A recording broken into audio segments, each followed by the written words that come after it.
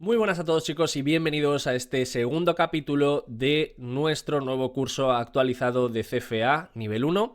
Y después de esta primera sesión en la que estuvimos viendo pues, los distintos agentes del mercado, cuáles son los vehículos de inversión, las tipologías de activos que nos podemos encontrar, vamos a pasar al módulo 41.2, en el que vamos a estar haciendo una revisión completa de las distintas posiciones y del apalancamiento operativo que podemos tener cuando estamos lanzando una orden a mercado.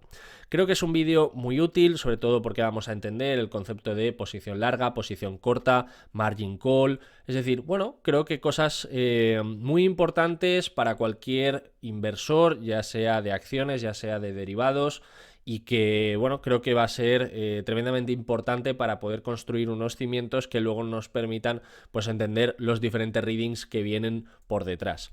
En este caso, y como siempre, agradecer a XTB pues su colaboración, el hecho de haber apadrinado todo este material, todo este contenido, broker recomendado en el que podéis encontrar pues numerosas acciones, ETFs, derivados financieros. Aquí pues obviamente hay que tener más cuidado porque tienen apalancamiento y esto pues obviamente implica un mayor nivel de conocimiento y pues bueno, para ello también estamos estudiando y aprendiendo, ¿no? Pues un montón de cosas que tengan que ver pues con el margen, cómo utilizarlo, cómo se ejecuta pues un stop loss.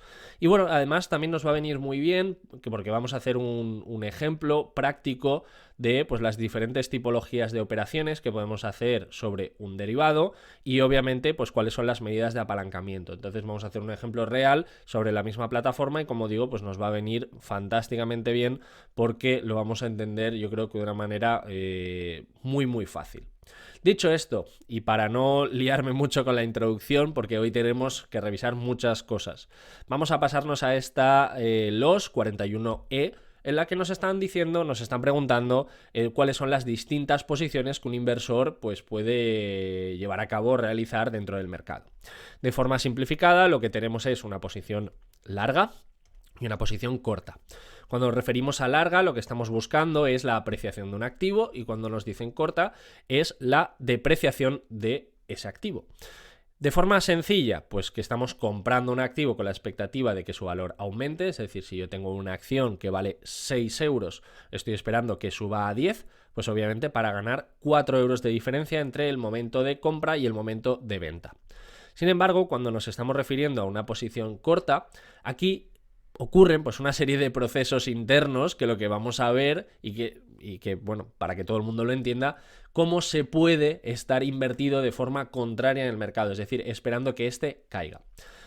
Una forma muy sencilla pues es obviamente a través de derivados en los que estoy operando frente a un broker o frente a un dealer, etcétera, y obviamente pues aquí no existen todas estas transacciones internas que vamos a explicar porque lo que estoy haciendo es ir en contra del propio libro de ese broker. Pero bueno, en cualquier caso pues nos sirve para entender cuando lo estemos haciendo pues con una acción o cuando lo estemos haciendo pues con otro tipo de activo que, como digo, pues sea no sea OTC, ¿no? Sino que pueda ser pues a través de una acción normal y corriente.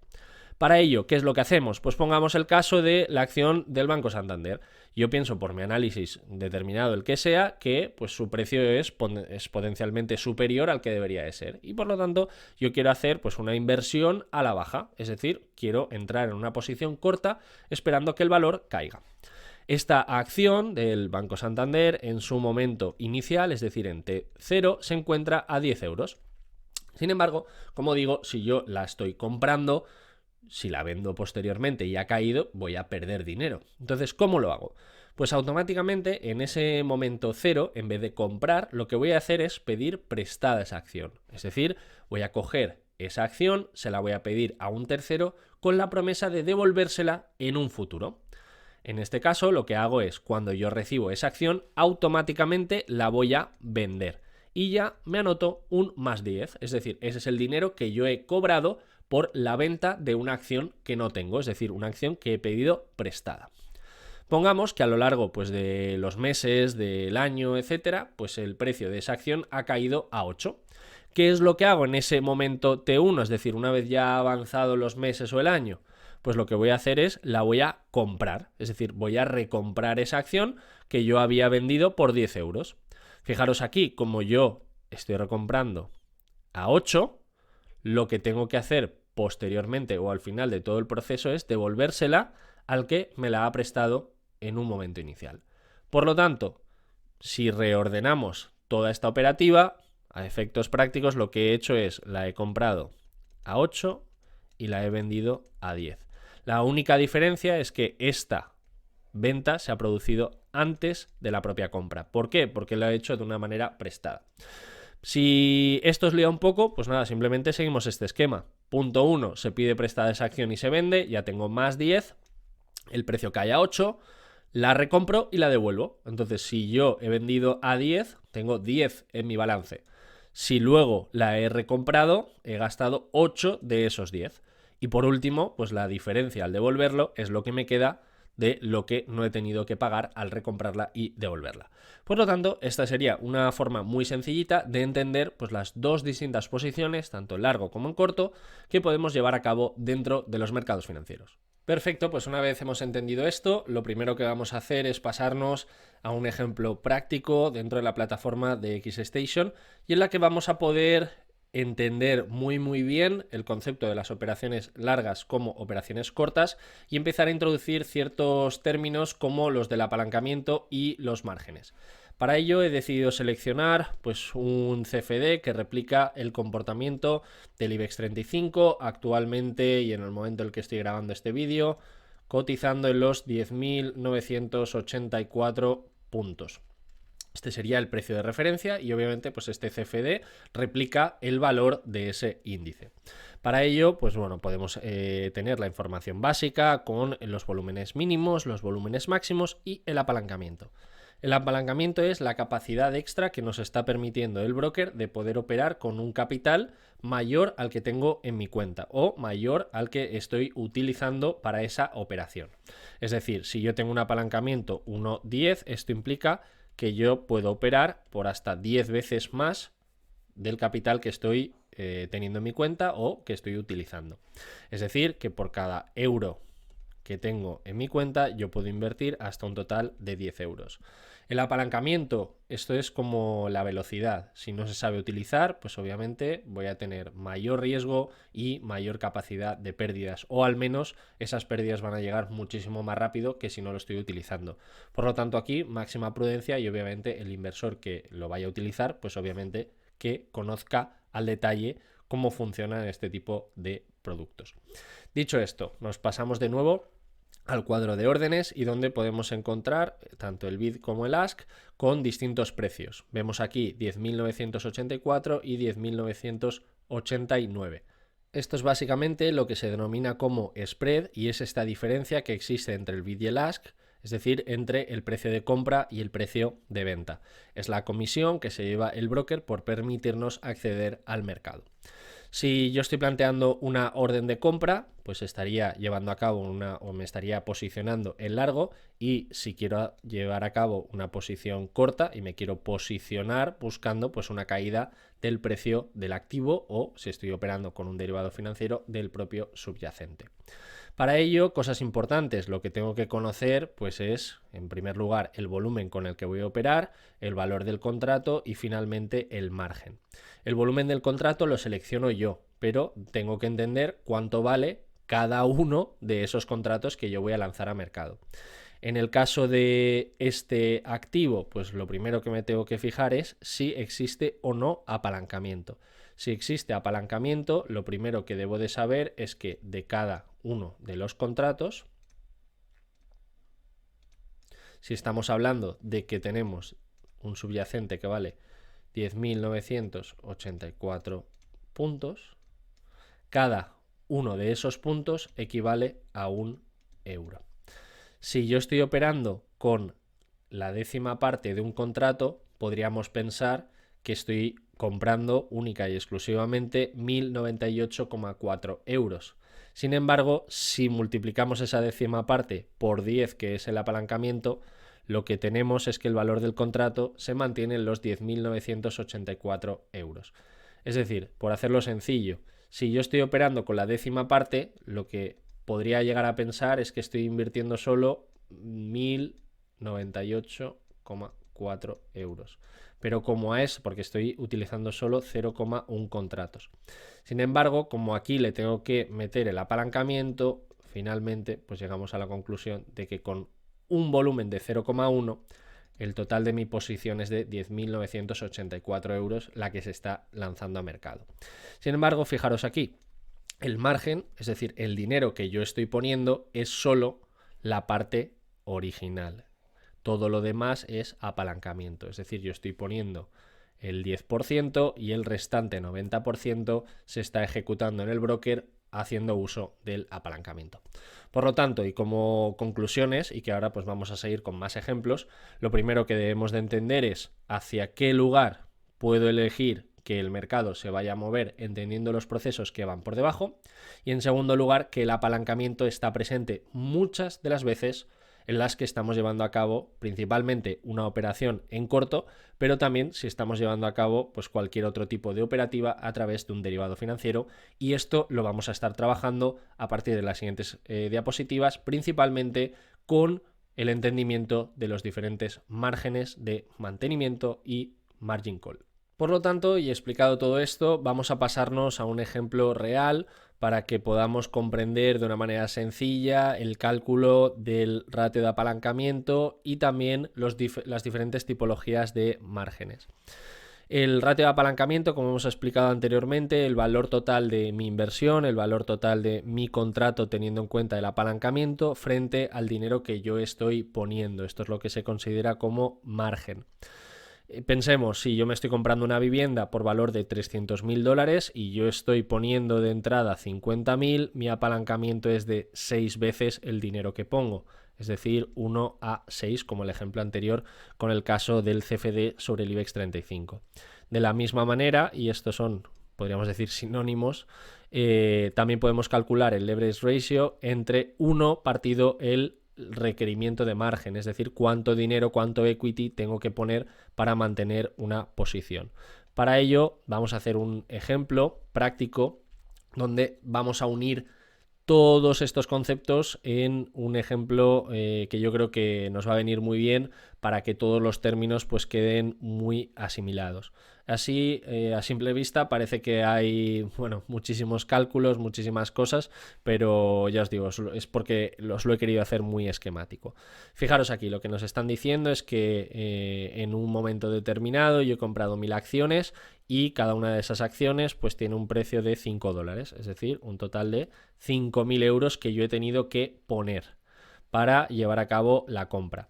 Sin embargo, esa compra la he hecho con margen, no de ese total de 5.000 yo no he puesto todo, sino que hay solo un 40%, es decir, 2.000 euros que salen de mis recursos propios y el resto es apalancamiento. Un apalancamiento que además tiene un coste, pero un coste no frente a los 5.000, sino un coste solo frente al dinero prestado, es decir, frente a esos 3.000.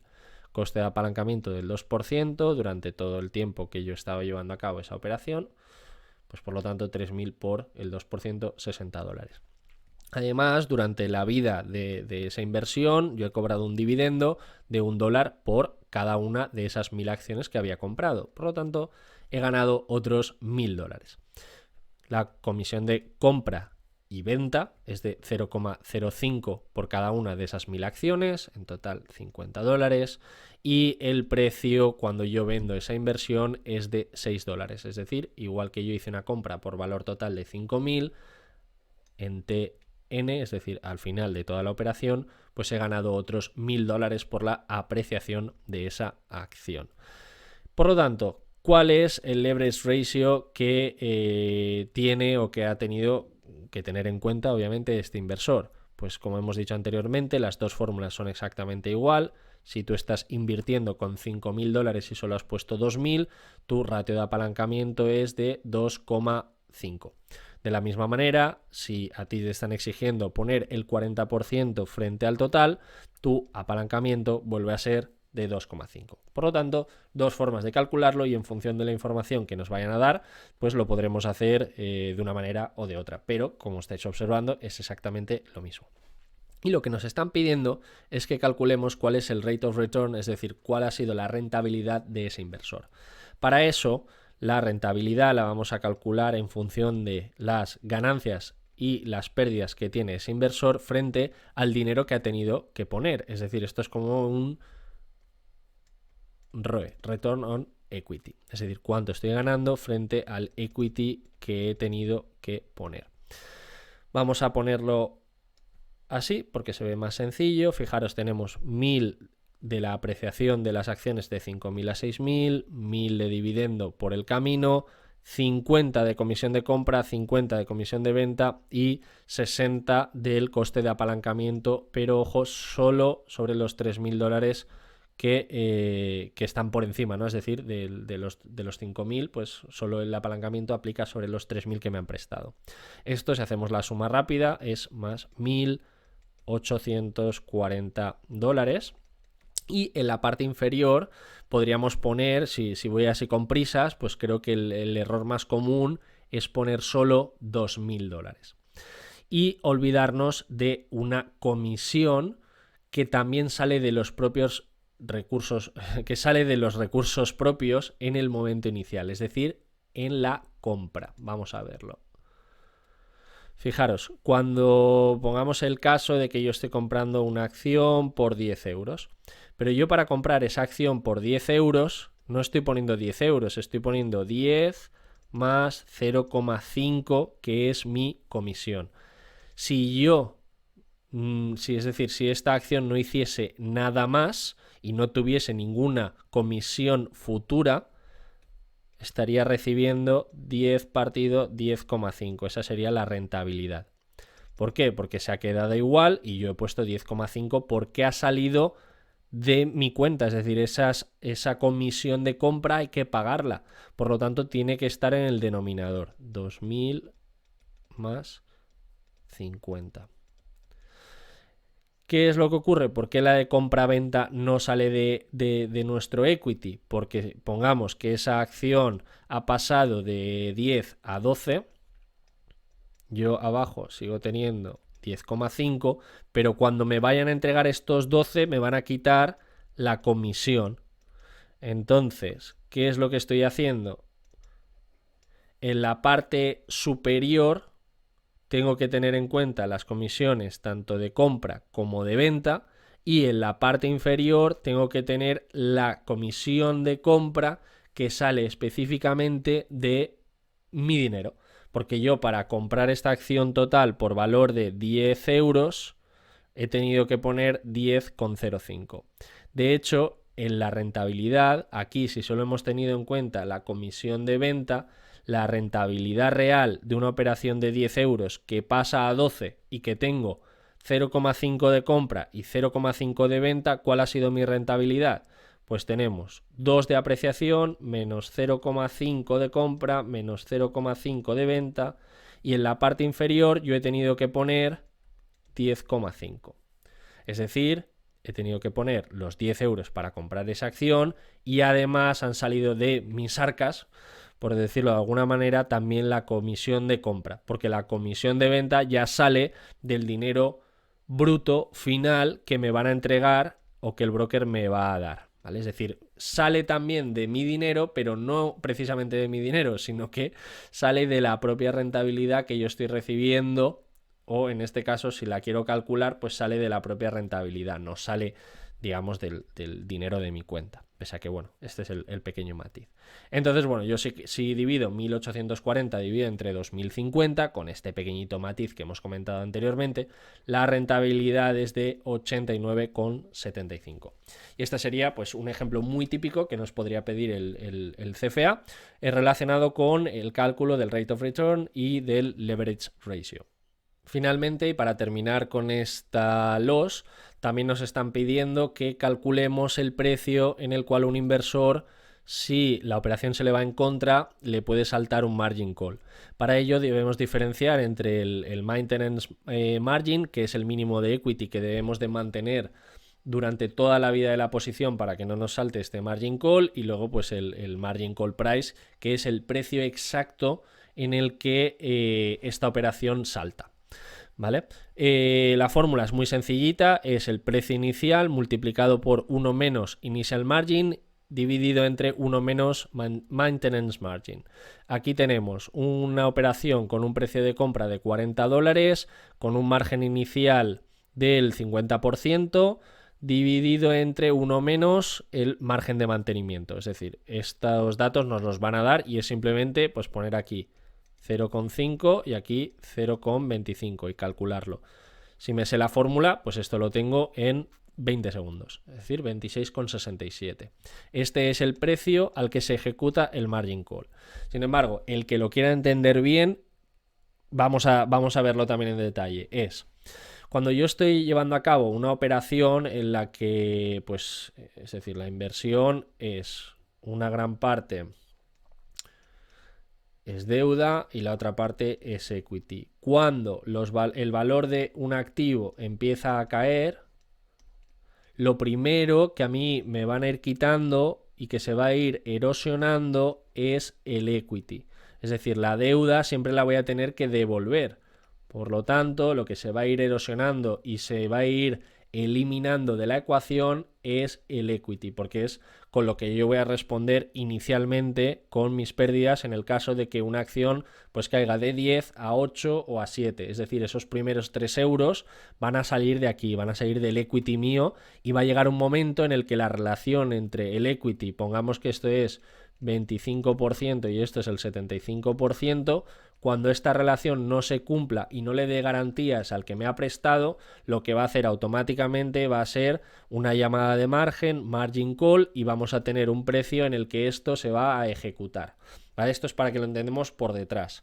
¿Por qué ocurre esto? Porque lo primero que se pierde cuando un valor cae son los recursos propios, ya lo hemos explicado aquí.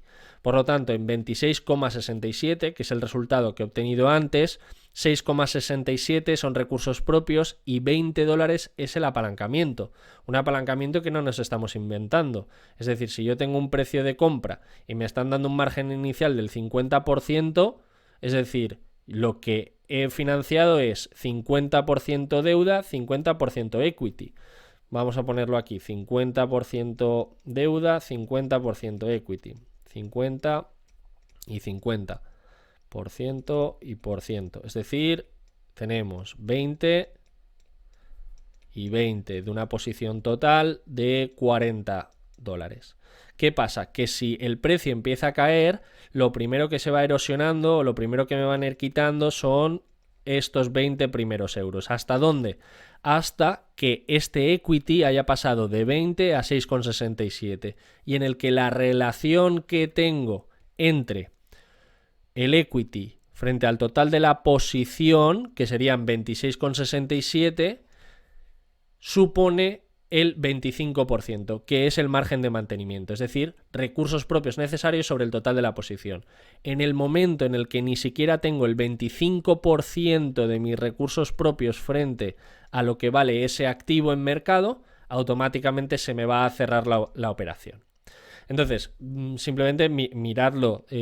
Bueno, la fórmula es súper sencilla. A efectos prácticos del examen, no os pongáis a hacer toda esta revisión, pero el que lo quiera entender simplemente es que cuando una acción está cayendo, ese valor del activo está cayendo, lo primero que se pierde es el valor de los recursos propios, es decir, del equity, y cuando tenemos una relación que nos han dado en el enunciado, en la cual el 25% de toda esa operación la tengo que mantener como recursos propios, en el momento en el que esto no se cumpla, es decir, que sea 6,66, pues esto ya sería 24,9 algo.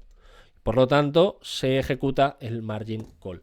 Y esta sería pues la explicación global de esta loss y obviamente pues he querido explayarme un poquito más porque os va a venir muy bien, sobre todo para tener una comprensión global, pero como digo, cuando estéis haciendo los ejercicios pues me tengo que aprender la fórmula initial margin, que además de poner regla mnemotécnica, initial arriba, maintenance debajo, uno menos y para adelante, ¿vale? Entonces esto lo ejecutamos rápido. Y pues bueno, con esto llegamos ya al final de este vídeo. Creo que ha sido muy instructivo, que está muy completo y donde hemos hecho ejercicios prácticos, ejercicios teóricos, es decir, bueno, tenemos prácticamente todo muy bien revisado. Y para el final de este vídeo, como siempre, y en colaboración de XTB, te dejo un pequeñito regalo en un link en la descripción de este vídeo, y en el que vas a poder tener pues un manual, una guía para aprender a invertir en ETFs, que es una temática que tiene muchísimo que ver con este módulo global de equities y de securities, y que pues obviamente te va a dar un plus con respecto pues a todo el material que estamos trabajando relacionado con el CFA. Así que nada, con esto me despido, espero que os haya gustado muchísimo este vídeo, compartirlo, suscribiros si aún no lo estáis, y nos vemos en el siguiente vídeo de CFA.